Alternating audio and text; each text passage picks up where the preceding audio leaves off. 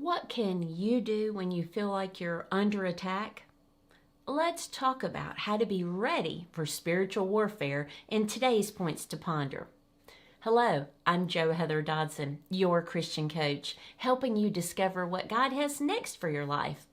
Learn more about my coaching at yourchristiancoach.net.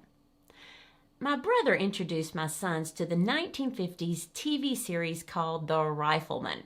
In that Western, you see the bad guys lying in wait, ready to attack the innocent passersby. That's the mental image I get when I think about spiritual attacks on my life. I imagine the enemy scheming and slinking around, trying to see how he can trip me up. But I'm here today to tell you that you don't have to cower in fear. Why? Because you have what you need for the battle, and here's how. Number 1.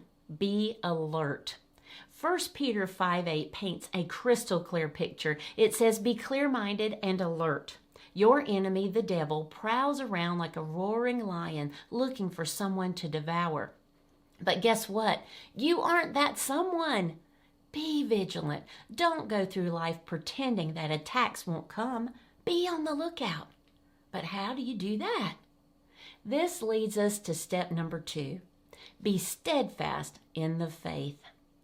1 Peter 5:9 gives us your next step. Resist the devil, steadfast in the faith. But what does that mean?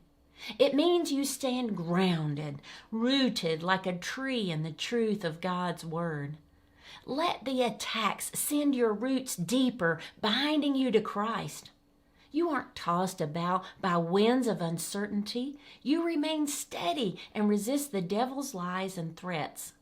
You stand knowing you have the Lord's strength as your own, and He has given you what you need for the battle. Number 3, be assured.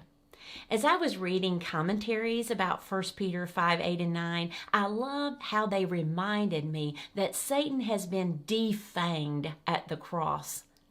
This is confirmed in Colossians 2:15, which says, the powers and authorities of this world have been disarmed by the cross, where Jesus gave His life as a ransom for your life. Yes. You may hear the roar of the lion, and maybe the sound of it reverberates in your ears during trials and temptations. But be assured, the enemy has been defeated through Jesus Christ. Nothing can change that. It's already been done. You can be prepared for spiritual warfare. There's so much more to dig into, so check out my podcast on spiritual warfare, episode 25. You can find it at loveandencouragement.com or by searching your favorite podcast app. Thanks for joining me.